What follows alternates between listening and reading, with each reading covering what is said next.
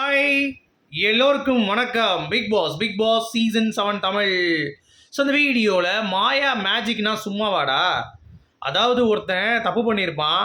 அந்த தப்பு பண்ணுறவன் வந்து பார்த்தீங்கன்னா சாரி கேட்காம தப்பு பண்ணான் தெரியுமா ஒருத்தன். அதாவது தப்புக்கு வந்து ஒரு தூண்டுதாக இருக்கக்கூடிய ஒருத்தன் இது பண்ணாலும் பரவாயில்ல. அந்த தப்புக்கு காரணமாக இருந்த ஒருத்தனுக்கே போய் சாரி கேட்டால் எப்படி இருக்கும்? அந்த மாதிரி ஒரு சம்பவம் நடந்திருக்கு. ஸோ மாயா மேஜிக், அதாவது பிளாக் மேஜிக் நீங்கள் கேள்விப்பட்டிருப்பீங்க. அந்த மாதிரி ஒன்று நடந்து வேறு லெவலில் ஒரு விஷயம் வந்து வந்திருக்கு. இது அர்ச்சனாவுக்கு வந்து முன்ன போகுமா இல்லை பின்னடைவை சந்திக்குமா அப்படிங்கிறது புரியலை. ஸோ அர்ச்சனா என்னை பொறுத்த வரைக்கும் ஒரு 4வது சீசனில் கிட்டத்தட்ட 11 வாரம் புல்லிங் அது வந்து அனுபவித்தார். Whole house against him. யாரும் சப்போர்ட் இல்லை. ஃப்ரீ ஸ்டார்ஸில் கூட நிஷா வந்து உட்கார முடியுது, யார் கூட என் பக்கத்தில் கூட உட்கார பண்ணுறாங்க அப்படின்னு சொல்லி அழுவார், கண் கலங்குவார். அதெல்லாம் பயங்கரமான புல்லிங் இந்த பிக் பாஸ் வந்து பார்த்துருக்கு. ஒரு வாரம் தான் புல்லிங்கு. அதுக்கு கூட நீங்கள் உங்களுக்காக ஸ்டாண்ட் பண்ண முடியல அர்ச்சனா அப்படின்னா, அப்புறம் மாயா எப்படிப்பட்ட மேனிப்புலேட்டராக இருந்தாலும் அவங்க கேட்குற கேள்விக்கு அப்படியே போய் சாஞ்சிட்டாங்கங்க. இது மட்டும் இல்லாமல் ஐ லவ் யூன்னு வேறு சொல்லியிருக்காங்க. ஸோ ஜோவிகா கொளுத்தி போட்டது பட்டாசு மாதிரி வெடித்து கடைசி அடிபட்டவனே சாரி கேட்குற நிலைமைக்கு வந்துட்டோம். இந்த நிலைமை எவ்வளோ கேவலமாக இருக்குது பாருங்கள் இந்த உலகம்.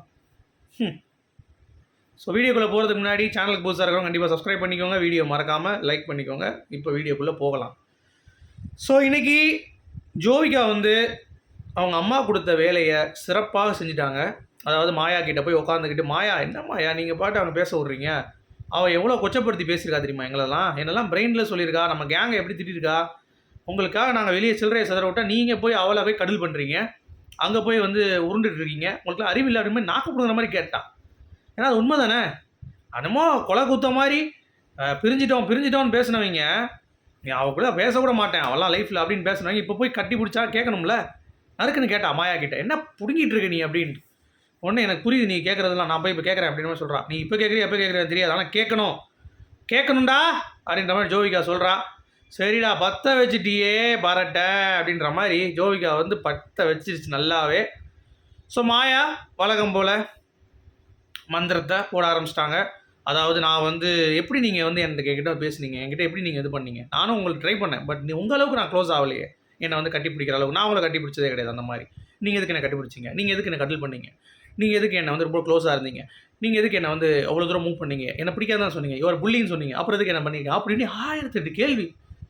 அதாவது அவங்க என்ன சொல்கிறாங்கன்னா, சிம்பிளுங்க, எனக்கு வந்து ஒரு புள்ளி பண்ணிட்டாங்கன்றதுக்காக நான் அப்படியே விட்டுட்டு போக முடியாது, நான் உங்ககிட்ட கனெக்ட் ஆகணும். Because you're intelligent, you're player, you're good, you're true soul அப்படின்றாங்க. சரி ஓகேங்க, அதெல்லாம் புரிஞ்சிச்சு, அப்புறம் எதுக்கு நீங்கள் ஐ லவ் யூ சொல்கிறீங்க அப்படின்ட்டாங்க. ஒரு பெட்டில் படுத்துட்டு இவங்க ஆயா ஒரிஜினல் பிளேயர் மட்டும் சொல்லலை, நல்ல பிளேயர்னு மட்டும் சொல்லலை, இவங்க சொல்லியிருக்க வார்த்தை என்ன தெரியுமா, I love you, you love me low அப்படின்ற மாதிரி ஒரு விஷயம் வந்து பண்ணியிருக்காங்க.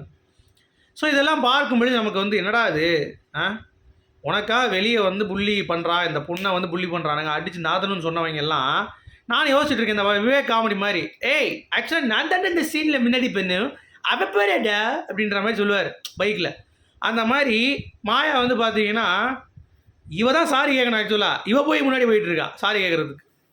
அவள் அப்படி பேசுகிறாங்க மாயா, பயங்கரமாக பேசுகிறா. எனக்கு நீங்கள் இவ்வளோ பண்ணீங்க, ட்ரிம்மர் பண்ணீங்க, எங்களுக்கு வந்து மன உளைச்சல் ஏற்பட்டது, நான் அவ்வளோ தூரம் வந்து இது பண்ணேன், எல்லாம் தப்பு தானே பண்ண, நீ ரைட்டு பண்ணி மன உளைச்சலுக்கு போகல. வருஷம் என்ன கேட்டுருக்கணும் நார்மலாக இருந்தால். ஏங்க அது நீங்கள் தப்புங்க, அதுக்காக நீங்கள் ஹர்ட் பண்ணால் அதுக்கு நான் சாரி கேட்க முடியாது, நீங்கள் பண்ண தப்பு அது. ஆனால் நீங்கள் அதை நினச்சி ஃபீல் பண்ணுறீங்கன்னா ஓகே, நான் உங்களோட முறை ஃபேக்காக இருக்குன்னா சொல்லுங்கள், நான் தனியாக வேணா இருந்துக்கிறேன் அப்படின்ற மாதிரி கூட சொல்லியிருக்கலாம்.